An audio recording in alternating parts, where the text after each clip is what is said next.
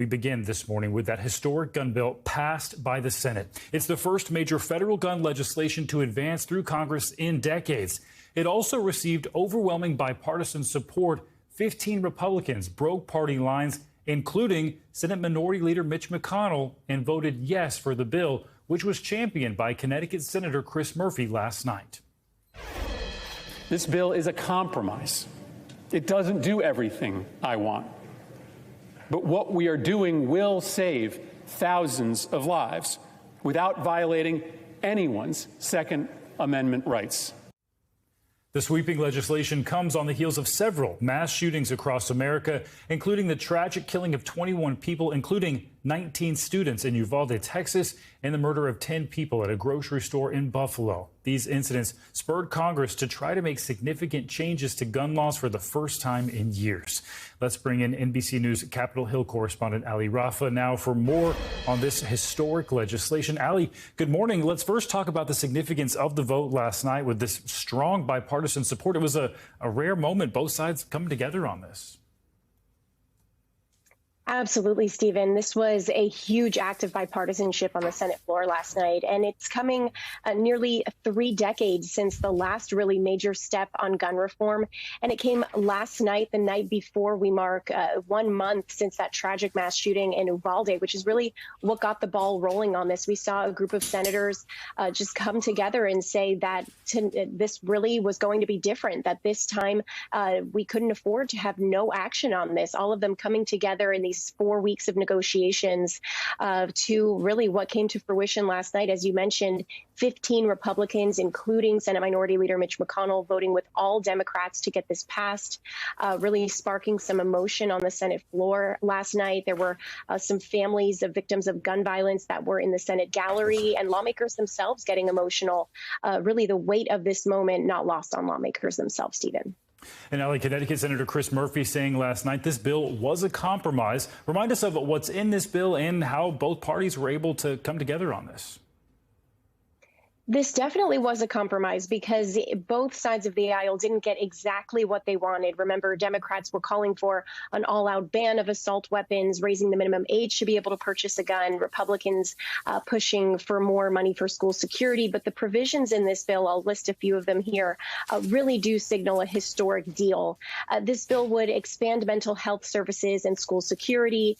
It strengthens background checks to include juvenile records for people under the age of 21. Looking to buy a gun. Remember, both of the shooters in Buffalo and Uvalde were both 18 years old. It also incentivizes states to pass red flag laws to take away guns that courts from people that courts deem dangerous. And the last provision in this is that it closes the so-called boyfriend loophole. That was really the last sticking point that we heard of from senators negotiating this bill. Senators finally coming to an agreement on the definition of that, considering it serious dating partners who have been convicted of domestic abuse, saying they would no longer be able to purchase a gun, Stephen. And Ali, now this goes to the House and a vote there likely sometime today. What sort of resistance could the bill face there before it finally makes its way to President Biden's desk? Yeah, the House is wasting no time really considering this. We know the Rules Committee is looking over it right now, which sets up a time frame of roughly noon or 1 o'clock for a final vote. You know, we've heard from House GOP leadership really rallying Republicans around not voting for this bill. But the reality check here is that this bill could pass with just Democratic support alone if all Democrats in the House vote for it.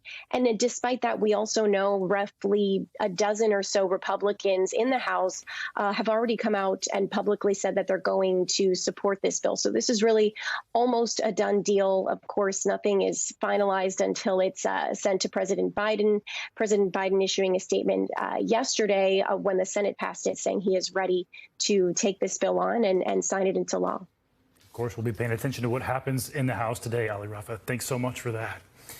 Well, turning now this morning to day 5 of the January 6th hearings, the House committee investigating the Capitol attack presented evidence yesterday allegedly showing how former President Trump attempted to use the Justice Department to overturn his 2020 election loss. 3 top former justice officials, all appointed by Trump, described what they say was a pressure campaign from the White House to get the DOJ to investigate debunked election fraud conspiracy theories.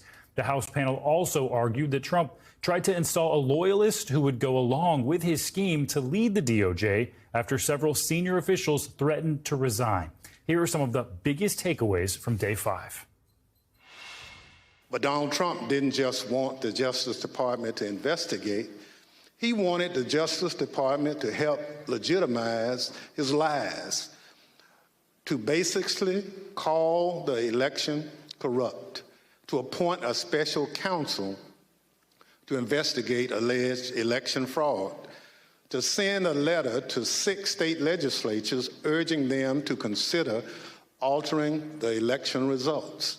Had this letter been released on official Department of Justice letterhead, it would have falsely informed all Americans, including those who might be inclined to come to Washington on January 6th, that President Trump's election fraud allegations were likely very real. No one is going to read this letter. All anyone is going to think is that you went through 2 attorneys general in 2 weeks until you found the environmental guy to sign this thing. And so the story is not going to be that the Department of Justice has found massive corruption that would have changed the result of the election. It's going to be the disaster of Jeff Clark. And I think at that point, Pat Cipollone said, yeah, this is a murder-suicide pact, this letter. So I said, Mr. President, you're talking about putting a man in that seat who has never tried a criminal case, who's never conducted a criminal investigation. He's telling you that he's going to take charge of the department, 115,000 employees, including the entire FBI, and turn the place on a dime and conduct nationwide criminal investigations that will produce results in a matter of days. It's impossible, it's absurd, it's not going to happen, and it's going to fail. And for the department to insert itself into the political process this way, I think would have had grave consequences for the country. It may very well have spiraled us into a constitutional crisis. And I wanted to make sure that he understood the gravity of the situation because he didn't seem to really appreciate it. We're here today because the facts were irrelevant to President Trump. It was about protecting his very real power and very fragile ego, even if it required recklessly undermining our entire electoral system by wildly casting baseless doubt upon it. In short, he was willing to sacrifice our republic to prolong his presidency. I can imagine no more dishonorable act by a president. Well, for more on the January 6th hearing, let's bring in former U.S. prosecutor Barbara McQuade. She's an NBC News legal contributor and professor at the University of Michigan Law School. Good morning, Barbara. Chairman Benny Thompson describing Trump's actions leading up to the insurrection as an attempted, quote, political coup.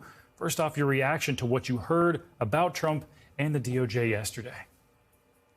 Well, it really was an incredibly dramatic showdown that we heard about yesterday at the Oval Office. And I think one thing that's most remarkable is Donald Trump didn't stop because he was convinced it was just the wrong thing to do. He didn't get a sudden moment of conscience. He only stopped because these Justice Department lawyers convinced him it would fail. And so one of the things we know from other hearings is he didn't just stop and stand down. He just pivoted to a different tactic. He turned his attention to Mike Pence. This is January 3rd. He continues all the way through January 6th in still trying to achieve the same ends, just through a different means. And so we came remarkably close to seeing perhaps 100 or more Justice Department and White House lawyers resign on January 3rd. Maybe it would have been better if they had, because that would have exposed the lie earlier, and we're only learning about it much later.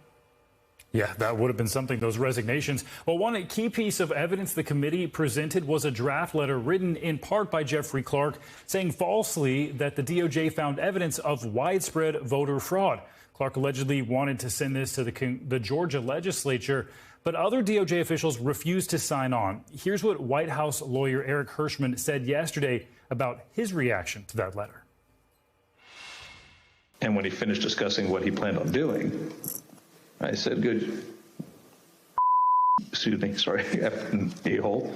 Congratulations, you just admitted a first step or act you take as Attorney General would be committing a felony and violating Rule 6C. You're clearly the right candidate for this job. As a former prosecutor, what does that letter signal, if anything, to you? Well, it shows that Jeffrey Clark was willing to assist Donald Trump in this effort to undermine our election. He was willing to put in there things he knew to be false. The other men on the Justice Department leadership had been telling Donald Trump, as Jeffrey Rosen said, just about daily, that they were investigating these claims and there was absolutely no merit to them. For him to write in a letter that there actually was merit to them, that they had found irregularities, and then suggesting that they convene their state legislatures for the purpose of selecting alternate electors is so far out of bounds of anything the Justice Department should be doing. And so they were right to force him to stop and to show his hand. But I'm proud of the fact that we had some strong leadership at the Justice Department. Imagine if we had it filled with a group of Jeff Clarks who had allowed us to go down that road. I think our Justice Department would look very different than it does today. And it may be that this coup would have succeeded. And Barbara, we also heard about that dramatic meeting in the Oval Office on January 3rd between Trump and top justice officials who essentially said they'd resign if Jeffrey Clark was appointed as Attorney General. In your view, how does that alleged pressure campaign fit into the larger case the committee is making about Trump's responsibility for the Capitol attack? Well, it is, I think it makes it stand in stark relief because he knows that on January 3rd, more than 100 lawyers will be willing to resign as opposed to let him go through with this. And although he backs down on that particular strategy, on January 6th, he goes out and he repeats those same lies after they have debunked them completely in front of him. And yet he still makes those statements on the lips on January 6th. He still urges Mike Pence to throw out the electors in the House when he's counting the votes. And so I think it just adds to his criminal knowledge and criminal intent when he persists in this fraud, even after he is told it is absolutely false. More drastic claims from that fifth day of hearings. Barbara McQuaid, thanks so much for your insight. Well, turning now to the Supreme Court and a landmark ruling on gun rights. The court struck down a New York state law that it said went too far in restricting who can get a permit to carry a gun in public. The governor and New York City's mayor say the ruling will only make a violent crime problem even worse. NBC News correspondent Pete Williams has the latest. For the first time in American history, the Supreme Court ruled that when the Second Amendment says there's a right to keep and bear arms, that means a right to carry a handgun outside the home for self-defense. The court struck down a New York law that required showing a special need beyond a general desire for self-defense to get a permit for carrying a concealed gun in public. By a vote of 6-3, the court said no other constitutional right requires showing some special need to exercise it, and that's not how the Second Amendment works. Writing for the majority, Justice Clarence Thomas said local governments can still ban guns from sensitive places, but he said that doesn't simply mean anywhere the public congregates. And Chief Justice John Roberts and Justice Brett Kavanaugh said states can still impose licensing requirements, like background and mental health checks and firearms training. The Supreme Court today said you can't require someone to justify why they want to conceal carry a gun, but it was leaving open where the state could restrict these guns and who could have them. The decision will have an immediate impact on New York and 5 other states with similar restrictions, but in the ruling's most far-reaching language, it said a concern for public safety isn't enough to justify new gun controls. Justice Thomas said gun regulations must be, quote, consistent with this nation's historical tradition of firearms regulation. I think this language is going to make it really difficult to justify gun laws going forward and will lead to courts striking down a wide variety of gun safety laws. In dissent, the court's 3 liberals listed 9 recent mass shootings, including at the school in Uvalde, Texas, and the supermarket in Buffalo, New York. Justice Stephen Breyer said courts must consider the serious dangers and consequences of gun violence that lead states to regulate firearms. Pete Williams with that report. And we're expecting more decisions from the court later this morning. There are still 9 cases left for the court to consider this term. So let's get to NBC News legal analyst Danny Savalos for more on these 9 cases. Of course, Danny, the most anticipated here, the case on abortion. Of course, we got that leak back in May. It sparked nationwide protests. What can we expect how the leak will affect what the court ultimately says? And Chief Justice John Roberts, his opinion was not in that leak. How could this affect the case? Yeah, first, we're all on tenterhooks here. Nobody in news can do anything until this Dobbs case comes out. We can't make plans. And to me, that's important because given the leak, I had thought that the Supreme Court had an incentive to release the opinion sooner rather than later, if for no other reason than the potential harm that could come to justices by somebody who might want to do them harm. And we already saw that with somebody arrested in Justice Kavanaugh's neighborhood. But yet they are dragging this out. That could mean that the draft is being revised, but I don't think so. In all likelihood, if it got to the point where Alito wrote even a draft opinion, that means the votes are in, that Alito was assigned the majority opinion, and that's where it's going to be. But, you know, at the same time, the votes in Planned Parenthood v. Casey actually switched around, and the justices moved their votes around to end up where they were with Casey. So it's possible that we may see something different. I just don't think it's particularly likely that it will vary much from the original leak, except maybe that it might be bolstered in some areas with additional case law. And of course, the investigation into how that leak happened, that continues. But I also want to ask you about Biden v. Texas, the so-called Remain in Mexico law for asylum seekers to remain on the other side of the border while they wait for those hearings. What are your thoughts on that case? Walk us through it. An interesting case because it raises the question, what do we do with asylum seekers, maybe hundreds of thousands of folks? What do we do with them while we're processing their applications for asylum? Can we release them into the United States? Do we keep them in detention facilities, which, by the way, I've been to, they're not particularly nice?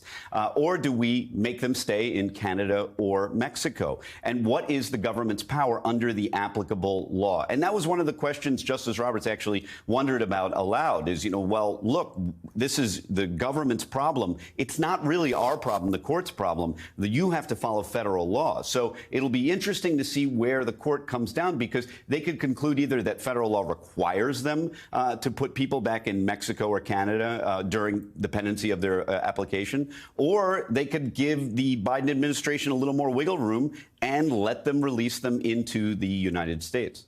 And that policy has been going on since 2019 now, so a lot of people waiting for that decision.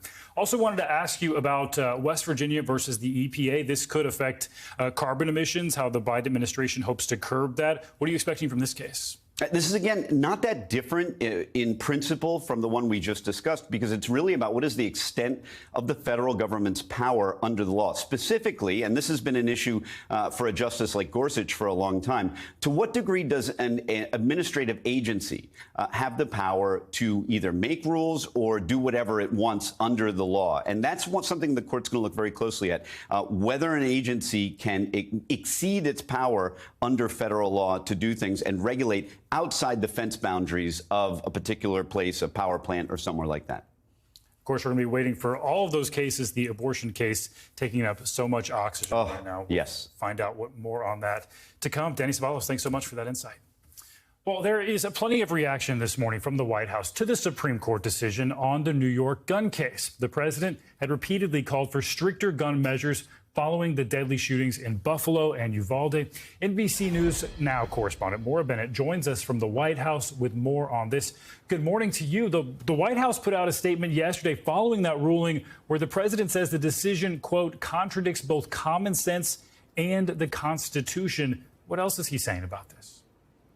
Good morning. Well, as you saw in Pete Williams' report just there, this ruling allows people to carry firearms in public without a specific license. And the president said he was deeply disturbed by this and said that he didn't think that it was reasoned appropriately. He pointed out a Supreme Court ruling back in 2008 that said that the Second Amendment is not absolute. And he noted that the decision should be deeply disturbing to us all. He spoke at an event yesterday elaborating on this, expressing his disappointment. Disappointed in the Supreme Court gun decision. There is one little bit of solace in the minority making up the majority opinion has laid out that it affects not every state. It affects only 40 states. A lot of states it affects. The gun laws in 40 of these states are still in place based on the decision. Not good enough, but it's. I think it's a bad decision. I think it's not reasoned accurately, but I'm disappointed.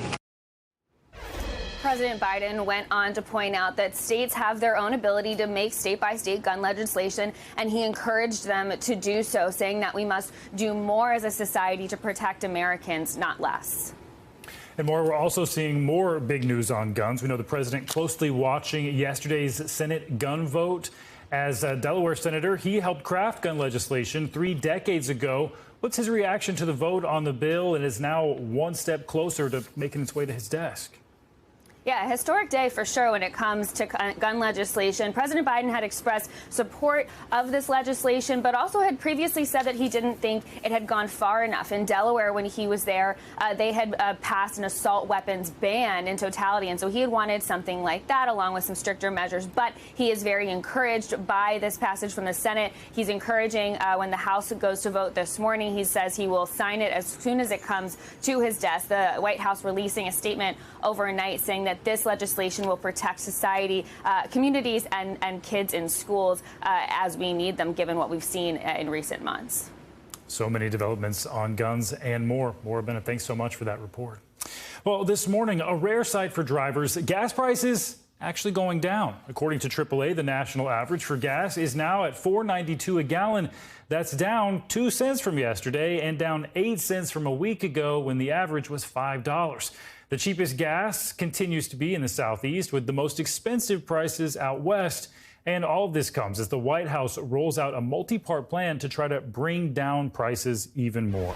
For more on this, let's bring in Politico chief economic correspondent Ben White. Ben, good morning to you. Several executives from the oil industry met Thursday in Washington with Energy Secretary Jennifer Granholm to discuss ways to lower those prices. We know that meeting was behind closed doors, but what are some of the takeaways? Yeah, well, good morning to you. Thanks for having me on. I think a lot of these meetings with oil industry executives are largely optical for this White House. They want to be seen as not just working on, the issue of supply and the impact of the Ukraine war, but record profits from oil companies. Are they price gouging? Are they taking, too much advantage of the situation? And so to the progressive base, they want to see them, jawboning CEOs, that sort of thing. Don't think much is going to come out of that. These companies are simply charging basically what the market will bear when there's limited supply and a lot of demand. But the left wing of the party really wants a focus on corporate greed and corporate profits. So that's what those meetings are largely for, but also to talk about the outlook among executives for prices going forward and whether we could see even more relief. You mentioned a slight drop in prices over the last week, which is great. But can that be sustained? And can it be sustained without an end to the war between Russia and Ukraine, which has really spiked oil prices even after they were going up during the pandemic and after the pandemic? Well, Ben, aside from that meeting with CEOs earlier in the week, the president called on Congress to approve a federal gas tax holiday. But just how much can the government actually move the needle on prices? Despite that recent drop we were talking about, we likely won't see those prices go down to levels we saw this time last year anytime soon. Is there anything more that they can do?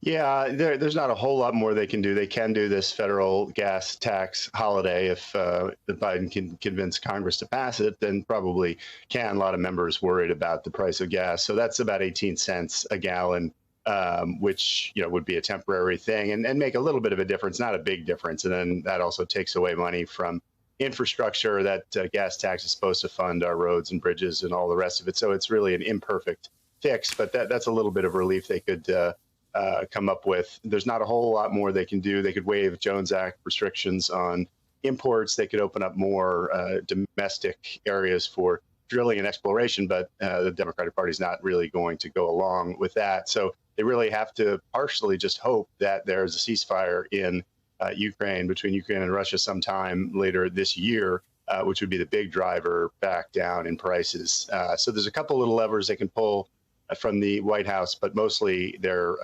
beholden to external events. Yeah, a lot of people worried about infrastructure, something that's been a concern for a long time now. Ben White with Politico, thank you so much.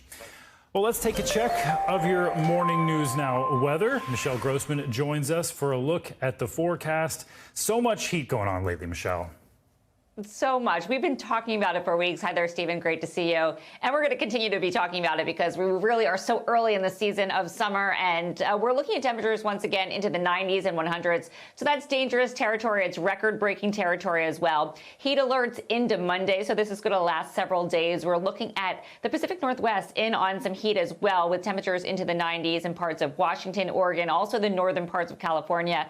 But once again, watching the south central states where we're looking at heat alerts from Texas to Georgia, all the way through Florida. And we even do have some heat warnings. That's where you see the pink. So 33 million people impacted through Monday. It's another southern scorcher, temperatures into the upper 90s, some spots over 100 degrees. Dallas today, 104. You factor in that humidity, and that's a big piece of the puzzle. We're going to feel like 105. It's going to feel like 109 in Tallahassee, and the heat index in New Orleans, 110. And that will be the same story as we kick off the weekend. Saturday, we're looking at temperatures into the 100s. 107, the heat index in Shreveport. It will feel like 106 in Mobile and feeling like 103 in Houston. Now, we're going to stay warm, very warm for this time of year, but there is some relief in sight. Notice Wichita, we're into the 70s Sunday and Monday. And then Dallas, you're into the 100s on Sunday, but by Tuesday into the 90s. I know that still sounds warm, but they've been in the 100s for so long, so that will be better. Birmingham into the low 90s as well. This heat and humidity will fuel some storms today. We're already seeing some stormy weather in parts of the upper Midwest, the plains, and that's going to be the bullseye of where we're going to see the severe weather today. So here's the setup. We have a cold front moving through that really warm air. That's going to spark the chance for some storms, and some of this severe weather will linger into tonight, and that's dangerous because tornadoes at night are double as deadly. And then tomorrow we're going to see that cold front into the Great Lakes. That will spark some storms there as well. So here's where we're expecting the likeliest chance for some severe weather at the enhanced risk. That's where you see the orange, where we're looking at Fargo, Aberdeen, also Bismarck. We could see winds gusting up to 75 miles per hour, damaging hail of 2 inches or larger, and also a few tornadoes. And then we're also expecting some flash flooding as well, especially where you see the oranges, the yellows, the reds. So we do have a flood risk due to these training storms. And then, Stephen, as we go throughout tomorrow, too, we're looking at some monsoonal moisture in the southwest. This will be the 8th day of receiving some rain there. Back to you. All right. A lot going on. Michelle, thanks for that update. Thanks for watching our YouTube channel. Follow today's top stories and breaking news by downloading the NBC News app.